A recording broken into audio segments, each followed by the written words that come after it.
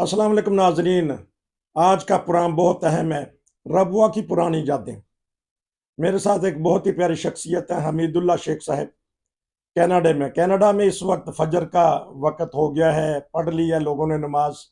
और यहाँ जर्मनी में तकरीबन 1 बजा बज रहा है दोपहर का। तो बाय चांस देखा कि किसी का फ़ोन आ रहा है, तो मैंने कहा कि कनाडा से टेलीफोन किसका आ रहा होगा। वहाँ तो फजर का टाइम है। फिर दोबारा जब रब्ता किया तो वो पता चला अपने शेख साहब ये, इनका इंटरव्यू मैंने पहले भी लिया था। तो इनसे हाल हवाल पूछा, तो मैंने कहा फिर ठीक है, अगर गलती हो गई है तो इसका फिर ये फ़ायदा उठा लेते हैं कि एक इंटरव्यू कर लेते हैं। इनका शुक्रिया, क्योंकि अभी नमाज पढ़ के आए हैं, तो वो अब 5-7 मिनट का इंटरव्यू लेंगे। बहुत पुरानी बातें हम करेंगे, तो उनके पास ही चलूँगा। लेकिन हल्का सा हिंट्स दे देता हूँ। ये जो चिनाब का पुल है जो रबुआ चन्योट के दरमियान है, इस बारे में नाज़रीन प्रोग्राम होगा, तो यकीनन आपकी दिलचस्पी का बायस बनेगा। जी अस्सलाम वालेकुम। वालेकुम सलाम रहमतुल्लाहि व बरकातहू। आपका बहुत शुक्रिया कि आपने मुझे वक्त दिया। तो आप अपना सुनाएं, कैसी तबीयत है? जी तभी ठीक है, शुक्र है अल्लाह ताला का। बस वो मेरा आपके जो व्हाट्सएप पे लिंक था, तो इत्तेफाक से मेरी उंगली लग गई, तो आपको फोन हो गया। तो मैंने बताया कि मैंने गलती से कर दिया। कोई तो बात नहीं। बहरहाल आपने। ये इस गलती का हाँ ये जी। फायदा हो गया, हमें पुरानी रबुआ की बातें याद दिलाएं। पहले आप सुनाएं अपनी के सेहत ठीक है और नमाजें घर पे अदा कर रहे हैं या नमाज सेंटर मस्जिद वगैरह जा रहे हैं? ये अल्लाह ताला का बहुत बड़ा फजल है। मैं यहाँ ये 2835 बिल्डिंग कहलाती है टोरंटो में, जहाँ के जमात की एक और दूसरी बिल्डिंग भी है, लेकिन हमारी दो बिल्डिंग है यहाँ पर। बहुत सी बिल्डिंगें तो हैं, अहमदी बहुत रहते हैं। हमारी ये दो बिल्डिंगों में खसूसियत ये है कि दोनों में नमाज सेंटर है जमात के, अल्लाह के फजल से। और 5 वक्त नमाज होती है वहाँ नीचे, नमाज सेंटर बना हुआ है। तो ये अल्लाह ताला का फजल है, 5 वक्त तौफीक मिलती है। तो इसी बिल्डिंग में नीचे पहली फ्लोर पर है चलें नमाज जी, सेंटर बने हुए। यहीं से बात कर लेते हैं। ज़रा हल्के अल्फाज में बताइएगा, क्या महसूस करते हैं कि एक तरफ तो नमाज सेंटर गिराए जा रहे हैं, मेहराब गिराए जा रहे हैं, शहीद किए जा रहे हैं। कहाँ आप यूरोप में ईसाइयों के मुल्क में बैठ के आपको आज़ादी है कि 5 वक्त अल्लाह अकबर का जिक्र करें, अजान दें और नमाजें पढ़ें। तो क्या महसूस करते हैं? ये बहुत ही अल्लाह ताला का एहसान है। और वो जैसे असहाब कहफ का जिक्र आता है ना, कि उन्होंने ये कहा था कि हम मस्जिद ही बनाएंगे जी। अपने जगह पर। जी। तो ये तो अल्लाह का फजल है। मैंने मेरी नज़र में इस वक्त यहाँ पर ये कनाडा में टोरंटो में जो जितनी भी बिल्डिंग है, हर हर तकरीबन अगर वहाँ 4-5 घर भी हैं, तो हर जगह नमाज सेंटर है। और ये हमारी बिल्डिंग में, दोनों बिल्डिंगें जो करीब करीब दोनों साथ साथ ही हैं, तो दोनों में अलग अलग जुमा होता है माशाल्लाह। उसमें जो है 30-35 मर्द आते हैं, औरतों के लिए भी इंतजाम है। वाह। सिर्फ एक बिल्डिंग से इतनी हो जाती है।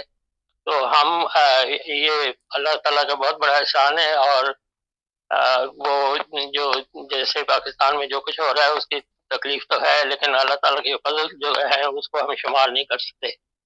बहुत तो शुक्रिया। आपने बड़ी वाज़िया तौर पे बता दिया। सिर्फ मैं कह सकता हूँ कि जितनी मर्जी मस्जिदें शहीद कर लें, ताले लगवा लें, मीनार गिरा दें, मेहराब जी। गिरा दें, तो जब जो खुदा के बंदे हैं, खुदा ने हमें अल्लाह के हाँ रसूल के ज़रिए पैगाम दे दिया है कि पूरी दुनिया, पूरी हाँ ज़मीन जो है वो मस्जिद है। अल्लाह को जिधर से भी देखोगे अल्लाह ही नज़र आएगा, मशरक़ व मगरब में। बहरहाल ये तो एक बात से बात चली गई कि हो गया। अब हमें पुरानी बात बताइए, रबुआ की जो चिनाब का पुल है, इस बारे में आपके बुजुर्गों ने जो खिदमात की हैं, उस मुल्क की, बर सगीर की या मुल्क पाकिस्तान की, उस बारे में बताइएगा। जी जी।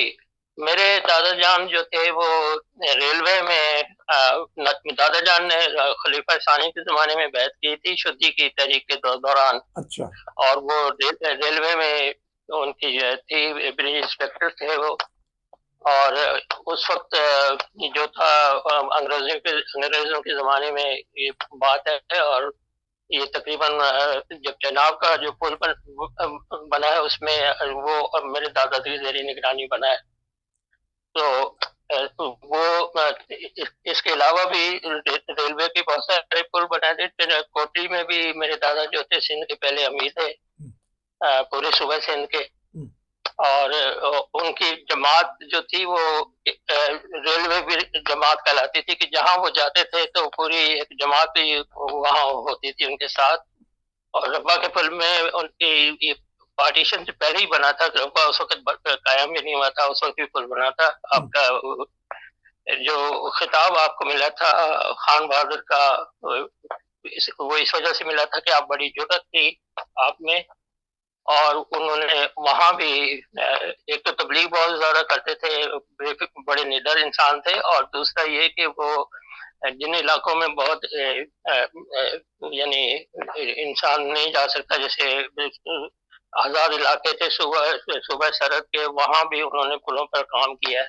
अच्छा। तो वो खिताब मिलने की, जी, उनको खिताब मिलने की वजह अभी ये थी कि एक दफा उन पर जो कबायलियों ने अटैक किया वहां उस इलाके में, जहाँ ये इन्होंने कैंपिंग की हुई थी, और उसमें चूंकि हिंदू भी थे तो वो उन्होंने आके सारे इलाके को घेर लिया और कोशिश की कि उन्होंने नुमाइंदा भेजा कि ये जितने हिंदू हैं ये काफिर हैं, हमने इनको मारना है, ये हमारे हवाले कर दो। अच्छा। तो मेरे दादा जान जो थे खान साहब रहमतुल्लाह, उन्होंने कहा कि मैं आपके सरदार से मिलना चाहता हूँ। अगर वो उनको पैगाम दिया तो वो जब सरदार से मिले तो वहां उनसे जो गुफ्तगू हुई वो यानी सरदार से कहा कि देखें तुम भी, आप भी मुसलमान हैं और हम भी, मैं भी मुसलमान हूँ, और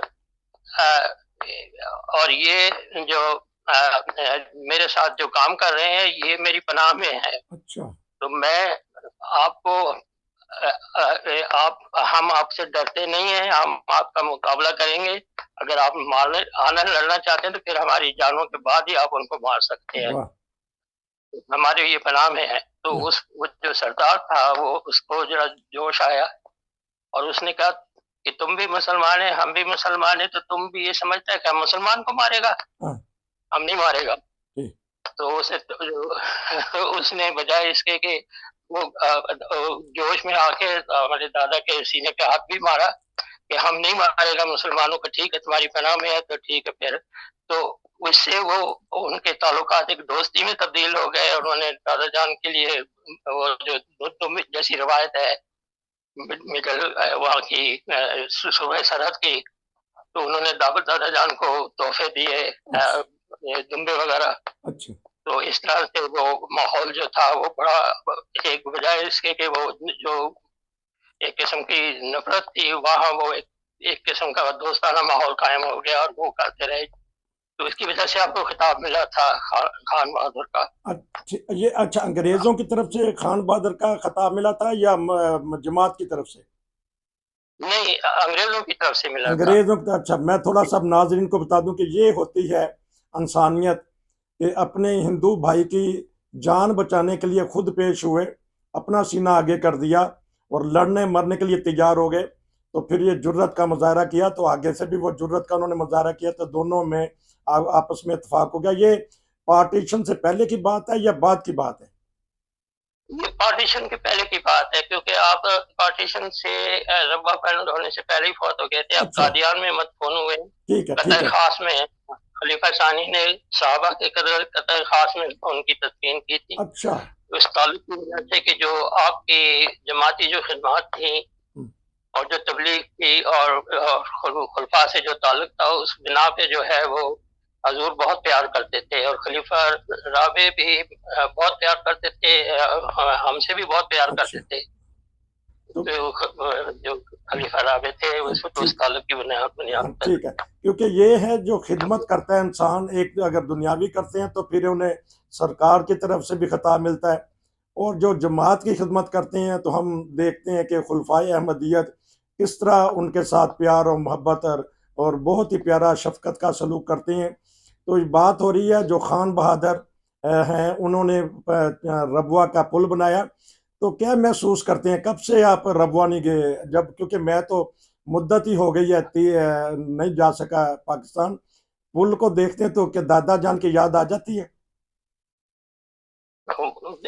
याद तो आती है, सब कुछ है। और दूसरी चीज ये है कि रब्वा जो जाने का जहाँ तक ताल्लुक है, 1988 से यहाँ हूँ, लेकिन 2006 में मैं रब्वा भी गया था, कादियान भी गया था। अच्छा ठीक है। तो और वो पुल जो है वो एक अपनी अपनी अपनी किस्म का अजूबा पुल है वो, क्योंकि बड़ा ही खूबसूरत, बड़ा मोड़ काटते हुए गो के वो, क्योंकि हैवी ट्रैफिक गुजरती है, ट्रैफिक ज्यादा हो गई या फिर हुकूमत को नया पुल बनाना पड़ा चंद साल पहले, या उसमें कुछ जो नया पुल बना है वो भी मेरे मेरे चचा है, मेरे दादा के बेटे शेख कुदरतुल्लाह साहब थे। अच्छा तो वो जो इंजीनियर, रेलवे इंजीनियर, वो उनकी निगरानी बना है। और कोटरी और हैदराबाद और कोटी के दरमियान नया रेलवे पुल बना है, वो भी उनका बना है। और मुजफ्फरगढ़ जो है, मुजफ्फरा पता नहीं वो मुजफ्फरगढ़ है, मुल्तान के करीब जो है, हाँ जी, मुजफ्फरगढ़ मुजफ्फरगढ़, ही है गालबन मुजफ्फरगढ़। जी। वो पुल भी उनका बना है। और उसमें पुल में एक अजीब बात हुई थी कि वो पुल जो था, उसके वो स्पैन नीचे गिर गया था अच्छा तामीर के दौरान। अच्छा तो वो उस वक्त उनकी निगरानी में नहीं था, लेकिन वो फिर जब पुल नीचे गिरा है तो और उसका जो स्पैन नीचे गिरा है, तो अमेरिका से माहिरीन बुलाए गए गवर्नमेंट ने, और पाकिस्तान के भी जो थे, जो इनके भी थे। तो इन्होंने तजवीज ये दी कि इसको हम उठाया जा सकता है, इस अच्छा पुल इसको, इस प्लान को बगैर, जबकि वो जो बाहर से जो टीमें आई थी, उनका मशवरा था कि इसको डिसमेंटल कर दिया जाए। अच्छा और इस तरह से ये खत्म हो गया, अब इसको अरसर नो बनाया जाए। जी, तो जब आपकी तजवीज एक मुख्तलिफ थी, तो पाकिस्तान की हुकूमत ने ये फैसला किया, उस वक्त ज़ियाउल हक का दौर था, अच्छा पाकिस्तान की हुकूमत ने ये फैसला किया कि वो जो है, ये पुल जो है वो जब ये कह रहे हैं कि किया जा सकता, तो फिर इन्हीं के सर मारो, तो ये बना के दिखाएं। अच्छा तो आपने वो स्पेन स्पेन टेक्निक के जरिए से जो यूज की जाती है, मुख्तलिफ किरणों के जरिए जिस तरह से उठाया जाता है, उसको उठा के और वो कर लिया। तो सारे पाकिस्तान में अखबारों में खबर छाई हुई थी कि पाकिस्तानी इंजीनियर ने रेलवे के करोड़ों रुपए के नुकसान से बचा दिया। अच्छा। अब ये यहाँ से एक और सवाल कर लूँ कि बहुत सारे शरपसंद या ऐसे लोग मुखालिफ हैं, वो कहते हैं कि अहमदी मुल्क के वफादार नहीं है। तो इसमें देखें कि अहमदी अपनी वफादारी से किस तरह सबूत देते हैं। तो बाज़ दफ़ा हुकूमतें भी इकरार करती हैं। तो अहमदियों की वफा का ताल्लुक बताइएगा, खसूसी पाकिस्तान के साथ। ये तो हम सबसे बड़ा ताल्लुक तो ये है कि हम पाकिस्तान के लिए हमेशा दुआएं करते हैं। जी, इसकी इसकी इसकी इसकी बुनियाद में, इनकी जड़ों में हमारे खून भी शामिल है, या और हमारी दुआएं भी शामिल है, वाह और अब भी दुआएं भी शामिल है। जी, तो एक इंसान अगर जो इसका जो मोहब्बत और ताल्लुक ना हो, तो वो किस तरह दुआ कर सकता है? जी, या ठीक है। जबकि अच्छा, हमारे साथ जो सलूक हो रहा है, वो तो बिल्कुल दुश्मनों वाला तो सलूक कर रहे हैं, और जो ज्यादतियां कर रहे हैं, जो जुल्म है, जी, अल्लाह ताला इंशाल्लाह उसको खत्म करेगा, वो तब्दीली आएगी। वरना इंशाल्लाह ये मुल्क जो है, जिस तरह से पाकिस्तान को अगर कोई खतरा है, तो सिर्फ पाकिस्तानियों से खतरा है, जी। अच्छा जिस हालत में कौन पहुंच चुकी है। जी, हाँ जी। अच्छा, उस इस तरह लिहाज के मैं आपसे ना एक दो प्रोग्राम और लूंगा। मुझे अब वक्त का पता लग गया कि फजर के बाद जागते हैं, तो मेरे लिए भी बड़ा सूटेबल है। सिर्फ आखिरी अल्फाज में ये कहूँगा, नाजरीन, जिस तरह एक अहमदी ने गिरा हुआ पुल उठा दिया, अगर मुल्क को उठाना है, ऊपर लेके जाना है, तो अहमदियों की खिदमात से फ़ायदा उठाएं। इंशाल्लाह मुल्क भी बच जाएगा, कौम भी बच जाएगी। जिस तरह उन्होंने कहा कि जुल्म और ज़्यादती हो रही है, लेकिन अहमदी फिर भी सरदर की भारी बाजी लगाने के लिए तैयार है, अपने मुल्क के लिए, अपने मादरे वतन के लिए। उम्मीद है हमारे हुक्मरानों को, या जो हमारे अवाम, बहुत सारे दोस्त हमारे प्रोग्राम देखते हैं, जिस तरह मैंने कहा है, मुल्क उठाना है तो अहमदियों के हवाले कर दें। आपका बहुत शुक्रिया। मैं आपसे बहुत अच्छी अच्छी प्यारी प्यारी बातें पता करूँगा, पुराने यादों की। क्योंकि 15 मिनट का वक्त हो गया है प्रोग्राम। तो इंशाल्लाह नाजरीन, अगर आप भी कुछ कहना चाहते हैं वतन की खातर, अपनी रबवा की बस्ती की खातर, या किसी की कोई ऐसी अमान फरोद वाक़या बताना चाहते हैं, तो हमारा प्लेटफार्म इस्तेमाल कीजिएगा। शेख साहब, आपका बहुत शुक्रिया। फिर मिलेंगे। नसीर को इजाज़त दीजिए। अस्सलाम वालेकुम। जी, वालेकुम सलाम रहमतुल्लाह, जज़ाकल्लाह।